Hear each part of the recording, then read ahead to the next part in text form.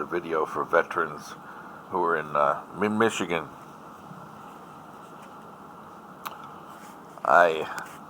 Advising people veterans to be very careful which VA you choose, especially if you're rated. I'm praying about whether I should pull all of my medical care out of the Saginaw VA, because it appears, I wish I had evidence, but I called the VA after hours, and I finally got VA Health Connect, which is a legitimate VA contracting agency.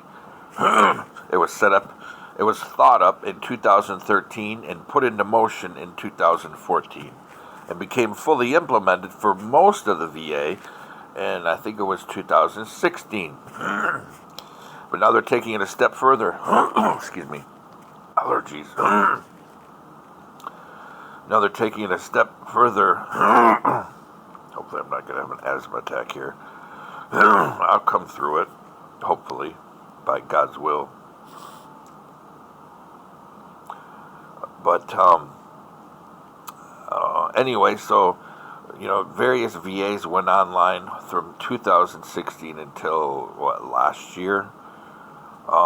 In the state of Michigan, there was 2 or 3 VAs that were identified. They were having a lot of problems with going online. And what this online means is an EMR, something that medical providers, especially Medicaid, Medicare, private insurance, have been doing for 20 years.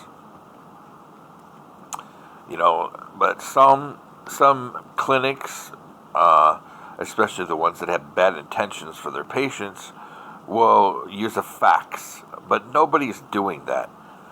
If you got a provider that's using a fax, double check your records. I've caught providers before that had staff that should be in jail actually altering documents because you can't tell in a fax machine.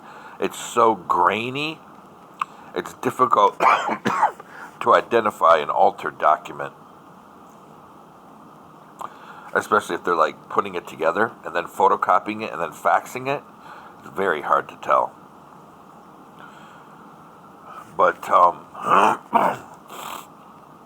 yeah, generally if they want to circumvent the systems put in place to protect patients, they'll use a fax machine.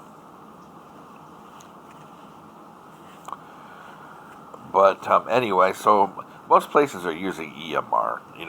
The person or clinic that's using a fax machine, like I said before, they're out of date, they're out of touch.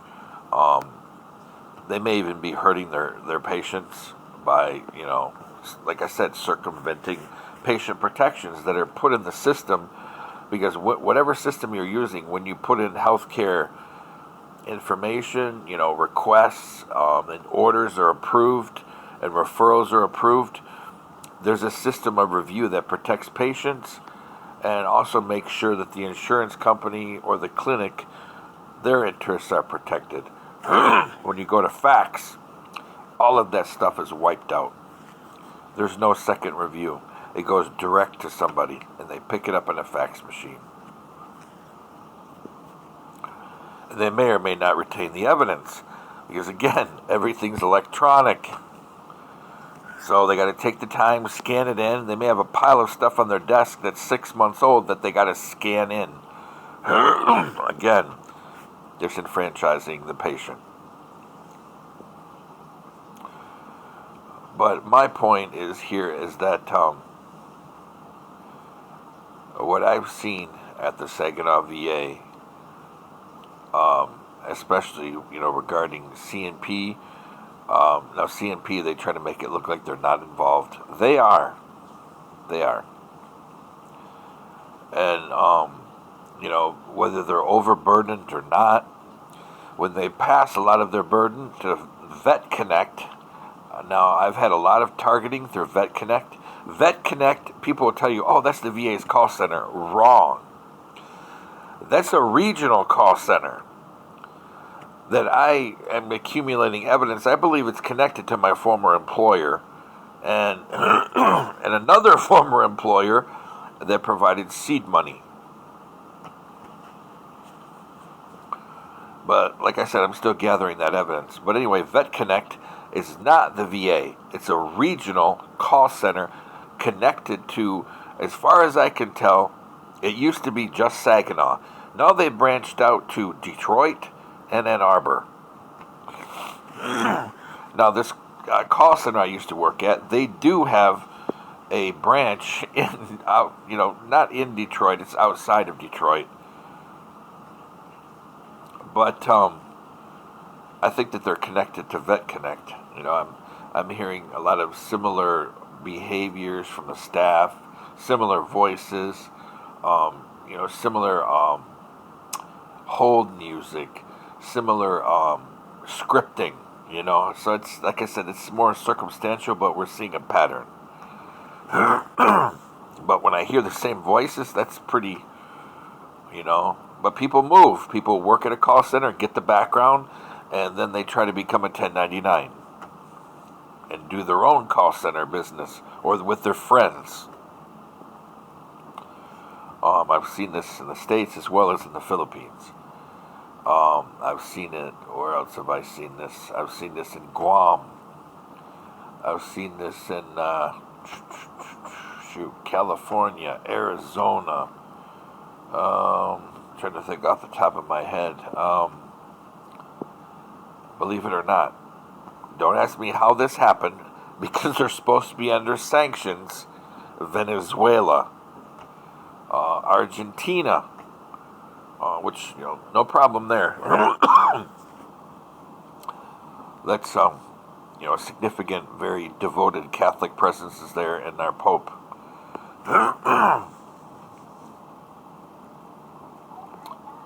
But Venezuela is a communist country under sanctions, and although they're not Stalinist, there's certainly the potential there. But anyway, so it's easy to create your own call center once you have the background, and you can 1099 it, become a contractor. So this is what Vet Connect is. And I got evidence of my theory that Vet Connect is not VA Health Connect last Friday night when I called the VA 10 minutes after 4, because sometimes people are still there. Technically, the building doesn't, start to, most offices technically don't shut down till 4:30. Technically, many offices. But some choose to leave at 4. Banker's hours. Which any nurse that's walked the floor would just look and shake his or her head, because what? Banker's hours and you're a nurse? But anyway,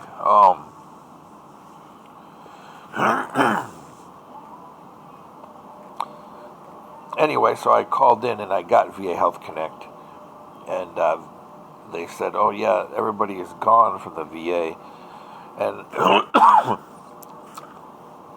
I'm pretty sure that the new building on Barnard Road in Saginaw, I just have a gut feeling that that's where they're putting Vet Connect, the call center. Because if you walk around the VA in Saginaw, you see less and less people in the administrative parts and in the offices answering phone. Schedulers are off-site. Sorry. We turned on our heat this morning. Apparently I need to clean the filter. Hopefully I don't have an asthma attack coming. But anyway, I don't have any evidence of that, because this building there's no sign. I don't even think the address is on the building. There's nothing identifying what it is, except it's the same, like a template of the Barnard Annex. It's like a template. When you look at the building, you see more people parked on more people parked on the front than in the back. And generally, that's a call center. That means there's more employees than there are visitors. So that's my theory. Can't prove it unless we go in there. And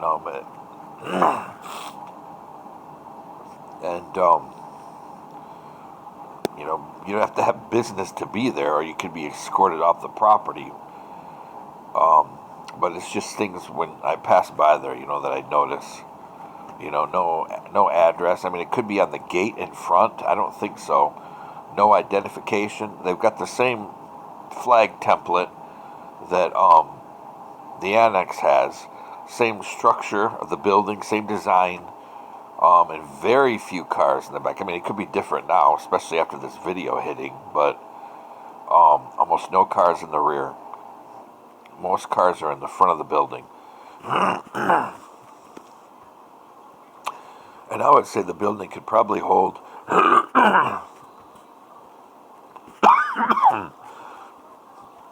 hopefully this will pass.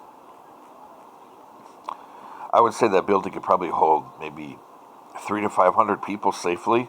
It's a good sized building. No, probably I would say 500 to 700. It's a good sized building. This is just an estimate. But anyway, so they said, the VA's closed, call center is closed. This is Health Connect. I'm like, oh, interesting. This is the original contractor call center for the VA, and they do back office processing, BPO, back office processing organization. They also control the website, myhealthvet, va.gov. They're the connecting point for myhealthvet. Specialized information. They will actually transfer you to myhealthvet. They also have dedicated call center workers and help desk people, sometimes embedded within the VA. And but they also have call centers. So I got my theory was I had my theory proven there as correct. But I've found, since starting my claim, that there's so many hands touching the claims. You got Vet Connect locally, and then I'm not sure if VA Health Connect does any work with VBA. I'm pretty sure that the original design of My Health Connect, like I said, I read the original planning. It's like a 200 or 300 page document. I downloaded it. It's out there on the web. This is from 2013 when it was published. It was the plan, the blueprint. And I'm pretty sure that VBA, they retained their call center. They've had their own call center for about 30 years. When you call about education, you call about survivor benefits, call about CNP. I mean, all of that stuff falls under VBA. And your claims adjudication also falls under VBA. And their giant law firm, lawyers, they get very nice salaries and nice retirements, so they can tell a veteran or fight against a veteran. You got two. You also have the counsel for the VA. Then you also have the law judges, and they get very nice salaries, very nice pensions. To tell a veteran no to $200 a month, it's backwards, absolutely backwards. But anyway, especially being, as I've said in other videos, when you consider the average age of a veteran that gets rated more than 20 or 30%, usually it's 50 plus. Most of the time, unless they've come back from the war, our 20-year war that we pulled out from so quickly, and I don't want to go there, but it saved lives. But on the other hand, we consider all those lives, brothers and sisters, lost. For what? For what now? Yemen, Afghanistan, Iraq. For what? I mean, Iraq's better than the other two, but still. But anyway, so if people are coming back from there with issues, medical issues, loss of limb or concussive injuries or, PTSD, they would be the exceptions, but the vast majority, they are 50 plus. And, so if you consider that's the average age of somebody, getting rated more than that, and you consider their lifespan, especially being as veterans tend to seek medical care after they've waited probably too long, and they tend to also have layered medical care, that $200 a month doesn't amount to anything. And so whether somebody is conservative and they want to save government money, or somebody is liberal, they think too much goes to veterans or DOD, regardless, statistically, the average VA claimant is not going to cost the government that much money. So really, what's the problem? Why so much spent to tell them no? Or, like my situation, documents missing, I call in one agent. This is where I think that, at least around mid-Michigan, that VBA is using the same call center as the VA is, i.e. Vet Connect. This is my theory, because I see things that are not so streamlined. It's a big Charlie Foxtrot. And, I got people saying, oh, yeah, you got your evidence from 2018. I'm like, I didn't submit stuff from 2018. That's not me. Or stuff like, it's on a reviewer's desk. I'm like, I can see that myself. What's happening? Oh, it'll be adjudicated when its time is appropriate. Okay, I can see that myself. And then I had another person say, oh, yeah, we got your supplemental claim and your supplemental evidence. We scheduled you for a examination. I'm like, what do you mean examination? Oh, concerning the issue. I'm like, I just submitted the information of an examination. Well, you have another one. The one was in particular, oh, you have to go have an asthma test. I'm like, when I have asthma tests, I have an asthma attack. And it's not a pleasant experience. They're getting more prominent and becoming more sensitive to issues that lead to it. Especially if I may have eosinophilic asthma in addition to all the other stuff. But then I call somebody else, they're like, oh, I don't know about that, but it's on a rater's desk. This is all the information we have. We cannot assist you anymore. Then they go all serious. And then a couple times I've been called by people who said they're contractors from Veterans Benefits and this and this and this.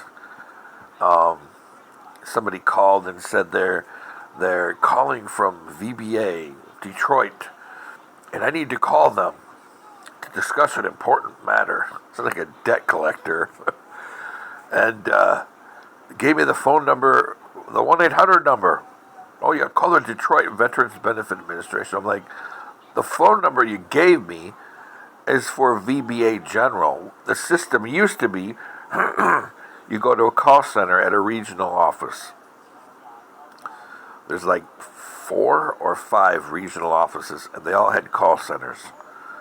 Well, now I think that when you call in, at least in mid-Michigan, you're calling from certain nodes on the telephone system, certain prefixes, that you're getting a Michigan call center, Vet Connect. And, I enjoyed working for that company. I worked with some good people. But also, I work with some really bad people. People that disenfranchised, people that were abusive, people that gaslit. Some of my coworkers were horrible people, but they did a background check on me. Didn't make sense. I knew some people that just got out of jail, But why'd they do a background check on me? Didn't make sense. And, some of the people that got out of jail, hey, I'm in a different, they gave the same song and dance, which, I hope, some of those people, it was sincere. And I think maybe some it was not. They knew that song and dance. Oh, I turned everything over. I'm a different person now. I would not make the same mistakes. I'm going in the positive direction. I'm going to do this and this. What people hear at every single parole meeting. Which is probably better that they didn't call me back about that job on the board in Michigan for a region. Probably better they never called me back. I would have said on the parole board, I don't scare easily. If somebody tried to intimidate me, I would turn them in. I'd say, oh, okay, yeah, Uncle Joe wants to, threaten me through my family. Guess what, Uncle Joe? Here's this process server from, coming to meet you in your cell and let you know, yep, we've just added 10 years to your sentence for trying to intimidate the parole board. You messed with the wrong guy. Oh yeah, next time you come to my property, or you try to, bother my family, kids going to school, if I was still with my spouse, somebody, going to the mall or going to work or going to the store or on a jog, this family supports the Second Amendment, very much so. Like that. Anyway, probably better they never called me back. But, that being said, back to this. But, some of the people I worked with were pretty bad people. And I saw a lot of stuff there, and I made a lot of reports to people, and nothing happened. Matter of fact, some of those people were even promoted. So I know some of the characters that we're dealing with. If my theory is right, and this is my former employer that managed to get a nice fat VA contract, regional VA contract. They don't cover all the VAs. But at least they do Ann Arbor, Detroit, and Saginaw. Or so I've seen evidence of. But, just the absolute craziness with claims and, stuff that you upload, it never makes it there for an appeal. Like I said, some stuff that is not even yours, my experience, I never uploaded stuff from 2018. So, why is it in my case file? And I know that they didn't grab it from another provider because for this particular medical issue, there was nothing there we didn't know in 2018. We were still fumbling. I had suspicions, but generally I'm just ignored. But, just be careful, especially with the Saginaw VA and with your claim, because if stuff keeps getting delayed, denied, defer, delay, deny, all they're doing is making your health get worse and worse and worse, and nobody is holding these people accountable. So my recommendation, if you're in the situation like I am, go to your state senator. And if they don't want to get involved, well, remember that election time when it comes, but also go to the federal senator or representative. Go to them. And if they try to play politics, go to the news media. Go to YouTube. Go to a YouTuber. Some YouTubers would be interested, to hear about this kind of stuff. They could do a show about it. Vice News. Guys like that. Gals like that. So, that's my advice. That way you don't get messed over because, people shouldn't be accumulating supplemental claims on somebody's desk. And somebody shouldn't be requesting more evidence when you've just given them what they need. It's just a delay tactic. Oh, yep, you sent us a copy. We need the original. It's the same thing.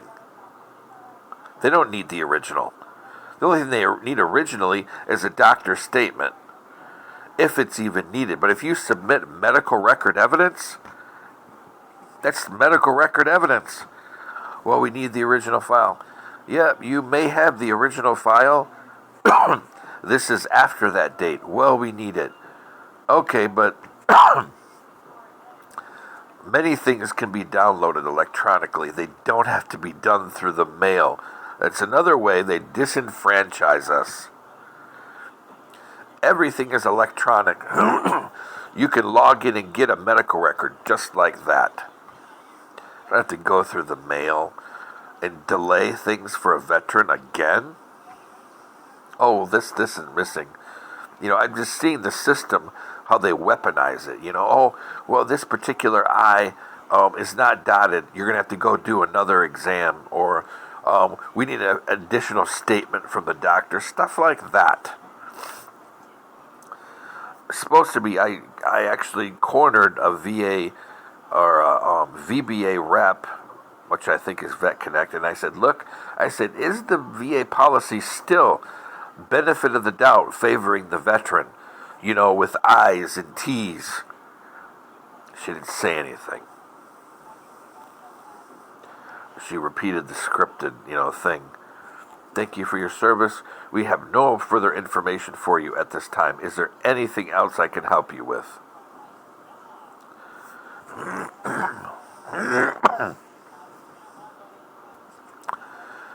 So that being said,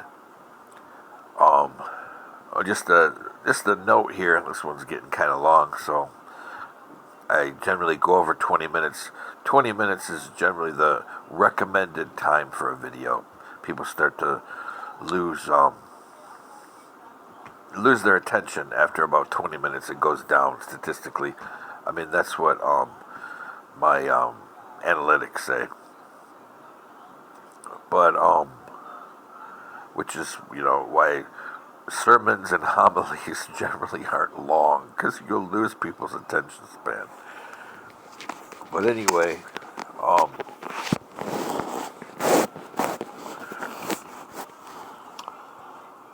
if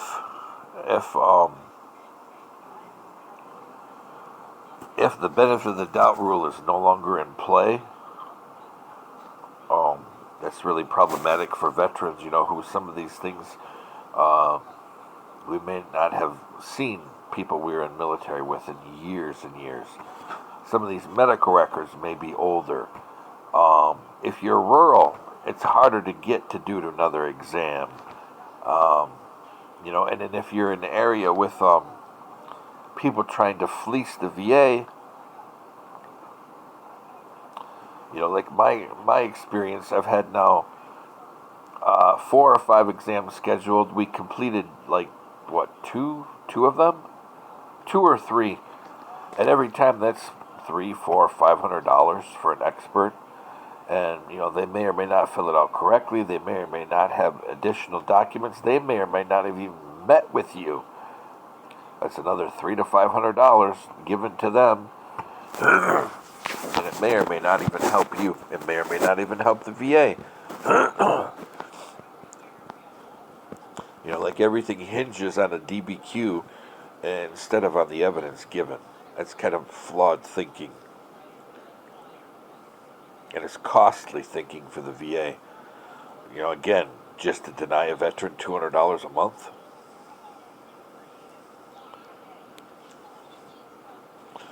So that being said, then the anecdote that I wanted to put in here, I've found, at least for PFTs, that there is a plus or minus 5% error rate.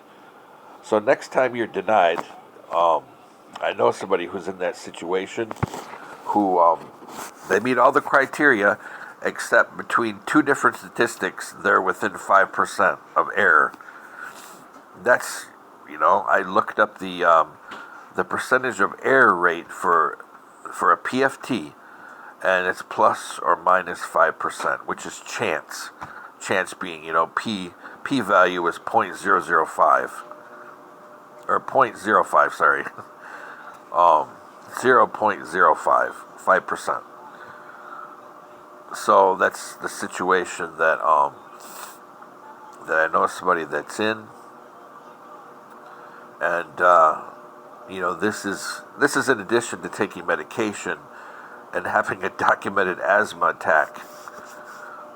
Actually, two of them. Actually, I'm thinking about it. Yeah, he had two, and inside a VA facility, and they put him at 10%, which is erroneous. He said it should be at 30.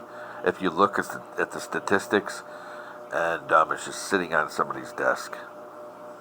And like I said, some of his evidence sounds like it's being altered or ignored or deleted, something.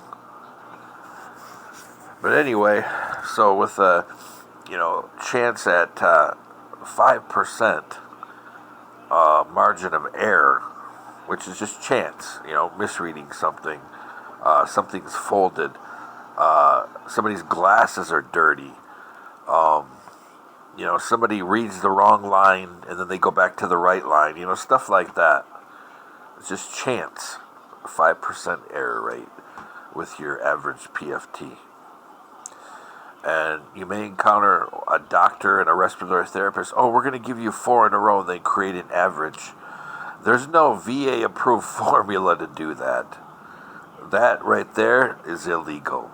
You can't do that. I've seen it get done, though. Just like when people read a pulse ox, they look at it and they read the highest. Oh, it's 98%. Yeah, it was 98% for 1 second. The 2 minutes before that, it was 93. Big difference. There's small things like this that are done, sometimes negligent. People don't care. They say, oh, yep, it hit 98%. Great, you're doing great. No, I was at 98% for 1 second. The rest of that time I was at 93. That's a big difference in pulse oxygenation. Big difference. But if you tell people that, they may get aggressive and they may try to shame you. Hey, well, are you the nurse here? Are you the doctor here? No, but I'm the patient. And if you don't notate that correctly, I'm going to walk out of the room and I'll go to the patient advocate. Whether it gets anything done or not, it's going to draw attention. And you keep on getting attention to a VA. This is where they make the mistake. Because some patient advocates, they protect their friends, they protect the administration. But once a particular VA, the patient advocate keeps sending out, because everything has to be dealt with in 7 days, has to come to a conclusion or make contact with the veteran and plan next steps. 7 days. If you keep seeing a lot of false data in the system, I forgot the name of the software they use, but it's not CPRS, it's something different. But the more that they see this, this data coming that's strange, eventually somebody's going to see it. They're going to be like, wait a minute. Why do we keep getting all of these complaints, through the PA system that, patient advocates keep saying they're making contact after 7 days, next plans, but there's nothing there. And we see no evidence that they've even talked to the veteran other than, I talked to the veteran. Sooner or later it's going to raise attention. Because there's one thing everybody that has a grandma knows. The more you sin, the more you do the wrong thing, sooner or later you're going to get found out.